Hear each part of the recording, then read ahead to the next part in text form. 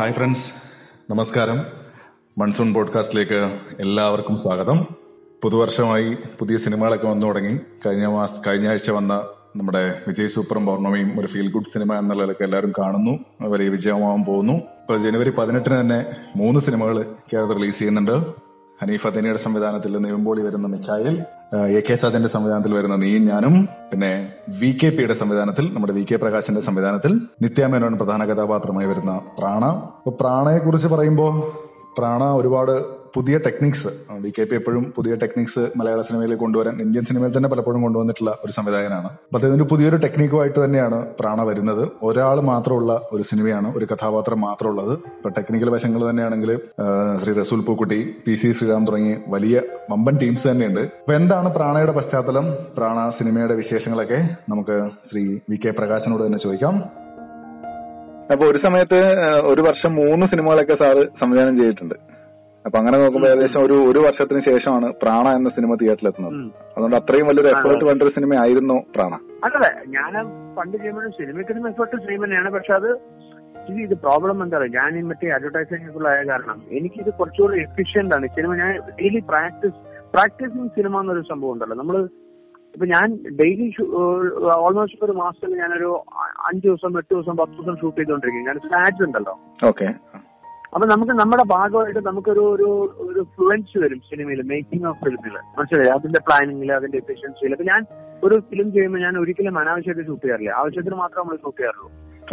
അത് കുറച്ചുകൂടെ എഫിഷ്യന്റ് ആണെന്നാണ് എനിക്ക് തോന്നുന്നത്. കാരണം അതൊരു efficient way of film making ആണ്. അപ്പൊ ഒരു പടം 100 ദിവസം ഷൂട്ട് ചെയ്തുകൊണ്ട് ഗംഭീരമാവാനും 20 ദിവസം ഷൂട്ട് ചെയ്ത്, ഞാൻ എപ്പോഴും പറയും 25 ദിവസം ഷൂട്ട് ചെയ്ത എന്റെ പടത്തിന്റെ ഒരു റഷസിന്റെ ഒരു ഷോട്ടും 100 ദിവസം ഷൂട്ട് ചെയ്ത ഒരു പടത്തിന്റെ ഷോട്ട് ഇട്ടിട്ട് ഒരു കോമൺ പബ്ലിക്കിന് കാണിച്ചു കൊടുത്താൽ മനസ്സിലാവില്ല വ്യത്യാസം. അപ്പൊ it is not on how much time you spend, it is how much time you spend on pre production. ഈ പ്രാണിനെ സംബന്ധിച്ചിടത്തോളം ഞാൻ ഷൂട്ടിംഗ് സമയത്തൊന്നും എടുത്തില്ല, പക്ഷെ പോസ്റ്റ് പ്രൊഡക്ഷൻ ആയിട്ട് ലോട്ട് ഓഫ് ടൈം. ഓൾമോസ്റ്റ് ഒരു റസൂൽ മാർക്ക് മിക്സ് ചെയ്ത ഒരു 6-7 മാസം എടുത്ത് മിക്സ് ചെയ്യാൻ. അതുപോലെ തന്നെ PC സാർ ഗ്രേഡ് ചെയ്യാനായിട്ട് ഓൾമോസ്റ്റ് ഒരു എവറി ഷോട്ട് ഈ മേഡ് എ മാറ്റ്. എന്നിട്ട് ആ മാറ്റ് വെച്ചിട്ട്, അതായത് ഫുൾ ഫിലിമിന്റെ മാറ്റ് ഉണ്ടാക്കിയിട്ട് അതിലാണ് ഗ്രേഡ് ചെയ്തിരിക്കുന്നത് പുള്ളി. അപ്പൊ അത്രയും സമയം അതിനെടുത്ത് പുള്ളി അതിൽ എടുത്തിട്ടുണ്ട്. You understand? അപ്പൊ അങ്ങനെ ഓരോ സിനിമയ്ക്കുള്ള ഓരോ, പിന്നെ നമ്മളതൊരു എഫിഷ്യൻസി എന്നുള്ള രീതിയിൽ മാത്രം അത് പോയിക്കൊണ്ടിരുന്നത്. ഞാനിപ്പോ ഓൾമോസ്റ്റ് ഐം ചെയ്യുന്നത് ഇപ്പൊ വെബ് സീരീസ് ചെയ്യുന്നുണ്ട്, ആഡ് ചെയ്യുന്നുണ്ട്. അപ്പൊ അതിന്റെയൊക്കെ ഒരു I enjoy film making. You know, നമുക്ക് സിനിമ ഇപ്പൊ പണ്ട് രവികേശൻ പറയുന്നേ, ചില ദിവസം ഒരു മാസം സിനിമയില്ലെങ്കിൽ അവൻ ഈ ക്യാമറയുടെ, അന്ന് ഫിലിം ആയിരുന്നല്ലോ, അപ്പൊ ക്യാമറയുടെ സൗണ്ട് ഇല്ലെങ്കിൽ അവൻ രാത്രി ഞെട്ടുകൊണ്ടിരുന്ന പറയാ. അതായത് പാഷനാണ്, ദാറ്റ് ഇസ് പാഷൻ. ഇപ്പൊ മമ്മൂക്കാന്ന് പറഞ്ഞ ആള് പൈസക്ക് വേണ്ടി മാത്രമല്ല അഭിനയിക്കുന്നത്. ഈ passionate about what is doing, അല്ലേ? അപ്പൊ പുള്ളിയെ സംബന്ധിച്ചിടത്തോളം അങ്ങനെ ഒരു സിറ്റുവേഷൻ ആലോചിക്കാൻ പോലും പറ്റില്ല. He wants to work, he wants to enjoy the acting process, making process. അതുപോലെ തന്നെ എല്ലാവർക്കും നമുക്കിപ്പോ സിനിമയിലുള്ളപ്പോ നമുക്കതൊരു എന്താ പറയാ, we feel like we have to do it, അല്ലേ? അതെ, തീർച്ചയായും. അതൊരു പാഷനായിട്ട് ബന്ധപ്പെട്ട് കിടക്കുന്ന ഒരു സാധനമാണ് നമ്മൾ കൂടുതൽ വർക്ക് ചെയ്യുന്നത്. പിന്നെ ഞാൻ അധികം രാത്രി ഒന്നും ഷൂട്ട് ചെയ്യില്ല, രാത്രി വർക്ക് ചെയ്യില്ല. പക്ഷെ അപ്പൊ I know how to manage my time. ഞാനിപ്പോ ഒരു സിനിമ ഷൂട്ടിംഗ് പറഞ്ഞാൽ രാവിലെ 6 മണി വരെ ഷൂട്ട് ചെയ്യാം, പുലർച്ചയ്ക്ക് പിന്നെ 7 മണിക്ക് വന്ന് ഷൂട്ട്, അങ്ങനെ ഷൂട്ട് ചെയ്യാറില്ല. കാരണം എന്താ വെച്ചാൽ അത് ആക്ടറിന് ടയറിംഗ് ആണ്, നമുക്ക് ടയറിംഗ് ആണ്, റിസൾട്ട് വരില്ല. Shoot from 7 o'clock to 9 o'clock in the night. That's enough, no? പിന്നെ ഇത് 2 മണിക്കൂർ ലെങ്ത് അല്ലേ ഒരു സിനിമ എന്ന് പറയുന്നത്, അല്ലെങ്കിൽ ഒരു 2.5 മണിക്കൂർ ലെങ്ത്. റഷസ് കഴിഞ്ഞിട്ട് ഫസ്റ്റ് എടുത്ത് 5 മണിക്കൂറൊക്കെ വരാന്ന് പറയുമ്പോൾ ദാറ്റ് ഇസ് സംബഡി എൽസസ് ഒരു മേക്കിംഗ് സ്റ്റൈലാണത്. ഞാൻ അങ്ങനെ മേക്ക് ചെയ്യാറില്ല. ഞാൻ എന്റെ 2 മണിക്കൂറാണെങ്കിൽ എന്റെ റഷസിന്റെ ലെങ്ത് വന്നിട്ട് 2 മണിക്കൂർ 5 മിനിറ്റ് 10 മിനിറ്റ് ഉണ്ടാവും എഡിറ്റ് ലെങ്ത്. അപ്പൊ അതുകൊണ്ടാണ് എനിക്കത് സമയത്തിന് ചെയ്യാൻ പറ്റുന്നത്. അല്ലാതെ നത്തിങ് ടു ഡു വിത്ത്, എന്താ പറയാ, ഒരു സിനിമ നമ്മളിപ്പോ നമ്മുടെ ആഗ്രഹം കൊണ്ടല്ലേ സിനിമ ചെയ്യുന്നത്. അപ്പൊ നമ്മൾ ഒരു സിനിമ കിട്ടിയാലുള്ള ഒരു ഓപ്പർച്യൂണിറ്റി കിട്ടുമ്പോൾ നമ്മളത് ഒരിക്കലും അതിനെ നമ്മൾ അങ്ങനെ ഒരു എന്നാ ഷൂട്ട് ചെയ്ത് കളയാം, അല്ലെങ്കിൽ എന്നാ ഒരു 10 ദിവസം ഷൂട്ട് ചെയ്യാം, അതൊന്നും തുടങ്ങുന്നില്ലല്ലോ നമ്മൾ. അപ്പൊ പ്രാണയാണെങ്കിലും നമ്മൾ ഒരു ആക്ടറെ വെച്ചൊരു സിനിമ ചെയ്യാന്ന് പറഞ്ഞ് തുടങ്ങിയതല്ല. ഇറ്റ് ജസ്റ്റ് ഹാപ്പൻ, ഒരു ഇവോൾവ് ചെയ്ത് വന്നാണത്. നമുക്ക് ഇവോൾവ് ചെയ്തപ്പോ അതിന്റെ എന്നൊക്കെ പറഞ്ഞാൽ ഭയങ്കര കോംപ്ലിക്കേറ്റഡ് സബ്ജക്റ്റ് ആണ്, ഐ ഡോണ്ട് നോ. പക്ഷെ അതായത് നമ്മുടെ ഇന്നത്തെ ഇൻടോളറൻസ് ഉണ്ടല്ലോ, റൈറ്റേഴ്സിനെതിരെയുള്ള ഇൻടോളറൻസ്, ഇതിന്റെ സ്ക്രിപ്റ്റ് കഴിഞ്ഞ് ഷൂട്ടിംഗ് തുടങ്ങുമ്പോഴാണ് ഗൗരി ലങ്കേഷിനെ കൊന്നത്. പക്ഷേ ഗൗരി ലങ്കേഷ് സിനിമയ്ക്ക് വന്നതല്ല. പക്ഷേ we are talking about that issue. സംസ്കാരം മരിച്ചു, മനസ്സിലായില്ലേ? അങ്ങനെ ഒരുപാട് പേര് ഇങ്ങനെ കുറെ പേരെ കൊന്നിട്ടുണ്ടല്ലോ ആൾക്കാര്. അപ്പൊ റൈറ്റേഴ്സിനെതിരെയുള്ള ഒരു ഇൻടോളറൻസ്, അസഹിഷ്ണുത എന്ന് പറയുന്നത് ഇന്ന് നമ്മുടെ നാട്ടിൽ നടക്കുന്ന ഒരു ഫ്രീഡം ഇല്ലായ്മ. അതിനെതിരെ സബ്ജക്ട് ഒരു സിനിമ. പക്ഷെ അതേസമയം ഇറ്റ് ഇസ് വിത്ത് എന്താ പറയാ, നമ്മുടെ ഓഡിയൻസിനെ വർക്ക് ചെയ്യുന്ന അതിന്റെ ഒരു ഫിയർ മൂഡാണ്. ഒരു ഹൊറർ പശ്ചാത്തലം ട്രെയിലറിലൊക്കെ ഭയങ്കരമായിട്ട്. ഹൊറർ അല്ല, ഫിയർ ആണ്. ഹൊറർ എന്ന് പറയുമ്പോൾ അതിന്റെ ഒരു റിപ്പൾസീവ്നെസ് ഇല്ല, നമ്മളെ പല്ലുന്തി ബ്ലഡ് കാണിച്ച് അങ്ങനെയൊന്നുമില്ല. It's A fear mood, holding back. അപ്പൊ അതിന്റെ ട്രെയിലർ കണ്ടാലും അറിയാം, ഇറ്റ് ഈസ് ഹോൾഡിംഗ് ബാക്ക്. ഇപ്പൊ ഇന്നലെ PC പടങ്ങോട്ട് വിളിച്ച് ഗംഭീര ഇന്റർവ്യൂ കേട്ടു എന്നൊക്കെ പറഞ്ഞിട്ട് ഞാൻ ഓക്കെ ഓഡിയൻസിന് ഇഷ്ടപ്പെടുന്ന മാത്രമേ ഉള്ളൂ. അതെ അതെ. അല്ല, ഇപ്പൊ ഒരു കഥാപാത്രത്തെ വെച്ച് മാത്രം ഒരു സിനിമ എടുക്കുക പറഞ്ഞാൽ വലിയൊരു പരീക്ഷണമല്ലേ? കാരണം അത് വെച്ച് ഒരു കഥാപാത്രം ഓഡിയൻസ് എക്സൈറ്റിംഗ് അല്ല. ഇപ്പൊ നമുക്ക് എന്നെ സംബന്ധിച്ചിടത്തോളം എന്താ അറിയോ, ഞാൻ I want to experiment in cinema, I want to learn a lot. So everything what you are doing you are learning. ചിലത് വർക്ക്ഔട്ട് ആവും, ചിലത് വർക്ക്ഔട്ട് ആവില്ല. അതാണല്ലോ അതിന്റെ ഒരു ത്രില്ല്. അതെ അതെ അതെ. അപ്പൊ നമ്മൾ അതങ്ങനെ ചെയ്തുകൊണ്ടിരിക്കണം. അപ്പൊ അത് എന്നെ സംബന്ധിച്ചിടത്തോളം, ഈ സിനിമയെ സംബന്ധിച്ചിടത്തോളം ഞാൻ തന്നെയാണ്. കാരണം ഇതൊരു കോമൺ ആയിട്ട് പറഞ്ഞു പോകുന്ന ഒരു സബ്ജക്ട് അല്ല ഇത്. Little bit of thinking required, little complicated. പക്ഷെ അതെങ്ങനെ കോമൺ പബ്ലിക്കിലേക്ക് എത്തുമെന്നുള്ളത് എനിക്ക്, പക്ഷെ I wanted to do it. ഒരു നായികയെ തന്നെ മെയിൻ റോളിൽ കൊണ്ടുവരുന്നതിൽ എന്തെങ്കിലും ഉദ്ദേശം ഉണ്ടായിരുന്നു? അല്ല, അത് തീർച്ചയായിട്ടും അത്. കാരണം വെച്ചാൽ ഇത് ഇന്ത്യൻ ഇംഗ്ലീഷ് റൈറ്ററാണ്. ഇതിപ്പോ ഈ നമ്മുടെ ഇൻടോളറൻസ് പറയുന്നത് മെന്നിനോടും ഉണ്ട്, പക്ഷെ അതേപോലെ തന്നെ ഫീമെയിൽ റൈറ്റേഴ്സിനോടും ഉണ്ട്. അതെ അതെ. അപ്പോ when we wrote the script is more close to the female writer. കാരണം ഇമോഷൻസും അതിന്റെ കണക്ടിവിറ്റി ഒക്കെ വന്നപ്പോ ഫീമെയിൽ റൈറ്ററാണ്. സ്ക്രിപ്റ്റ് തന്നെ അങ്ങനെയായിരുന്നു. അപ്പൊ പിന്നെ അതിൽ ദർ വാസ് നോ, ഇപ്പൊ ഞാനൊരു ഹീറോനെ വെച്ച് ചെയ്താണെങ്കിൽ എനിക്ക് ഇത്ര വലിയ പ്രശ്നം ഉണ്ടാവില്ല, മാർക്കറ്റിംഗിന്റെ പ്രശ്നം ഉണ്ടാവില്ല. ഇറ്റ്സ് ഓട്ടോമാറ്റിക്കലി ഇപ്പൊ നമുക്കൊരു നല്ലൊരു ആക്ടർ ഉണ്ടെങ്കിൽ അത് ഈസി ആയിട്ട് അത് ഓട്ടോമാറ്റിക് ആയിട്ട്, ഇപ്പൊ മിക്കവാറും ഓട്ടോമാറ്റിക് ആയിട്ട് മാർക്കറ്റ് ചെയ്ത് പോകും. നമുക്ക് അതിനുള്ള എഫേർട്ട് ഇടേണ്ടി വരും.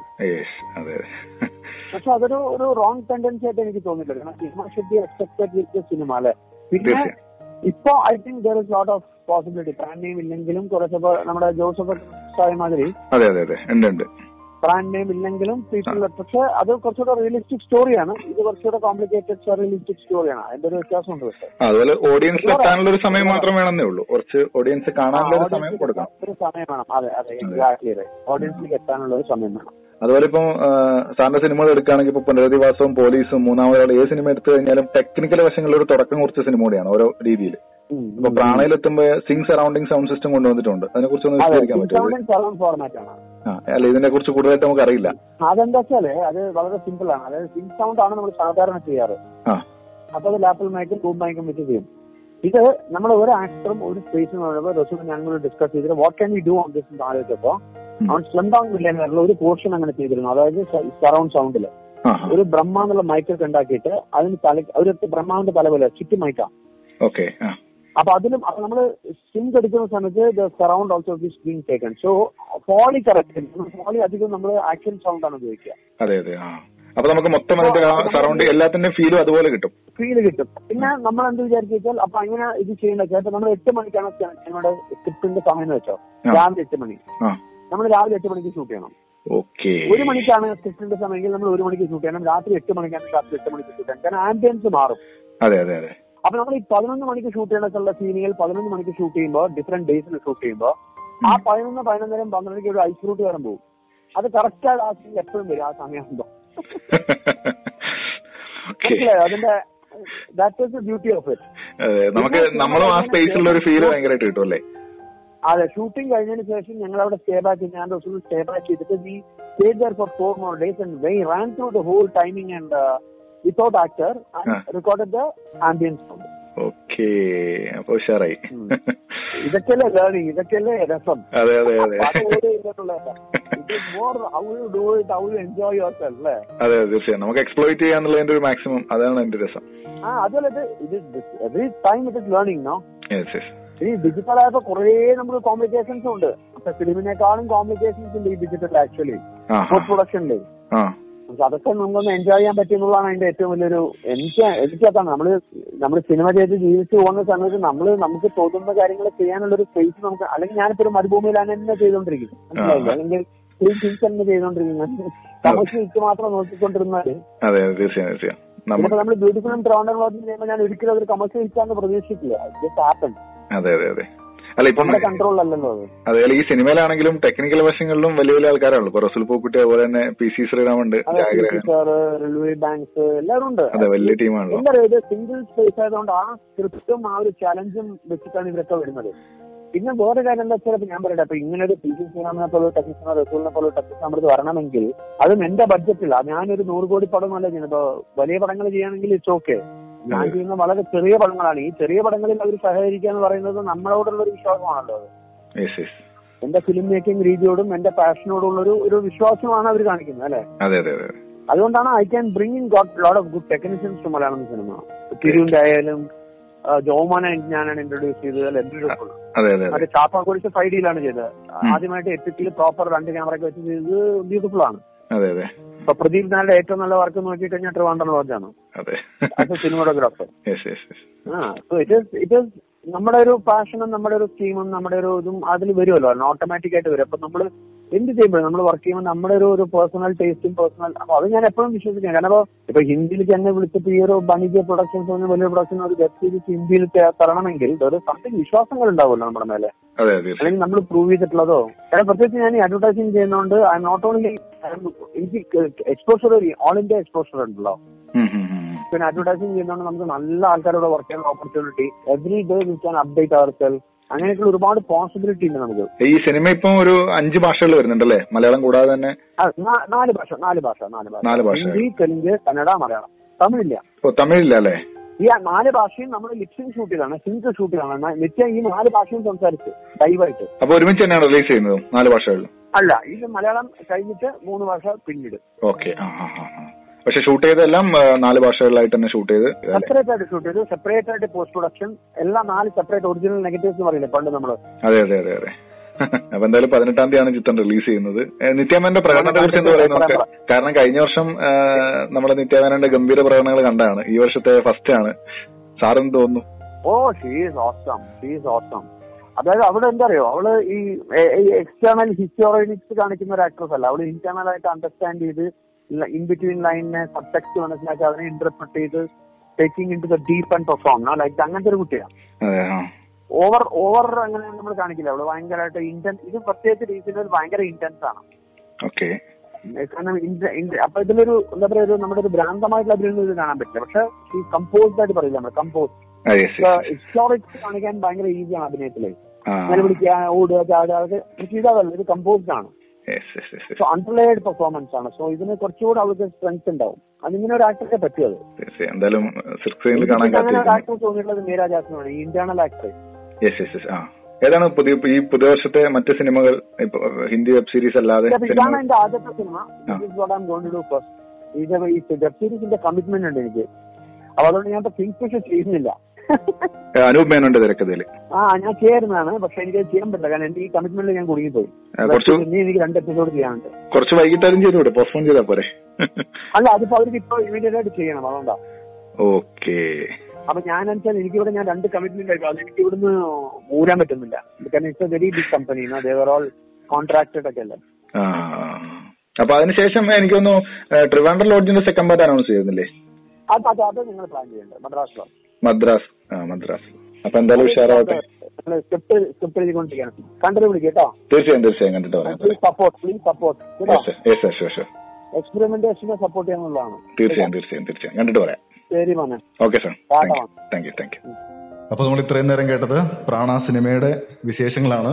ഇനി നമുക്ക് സിനിമ കണ്ട ശേഷം ബാക്കി വിശേഷങ്ങൾ പറയാം. ഒരു പരീക്ഷണ ചിത്രം എന്ന നിലക്കും അല്ലാതെയും സിനിമ ഒരു മികച്ച അനുഭവം തന്നെയാകട്ടെ പ്രേക്ഷകർക്ക് എന്ന് ആശംസിക്കുന്നു. അപ്പൊ സിനിമ കണ്ടിട്ട് വിശേഷങ്ങളുമായി വീണ്ടും കാണാം. ബൈ.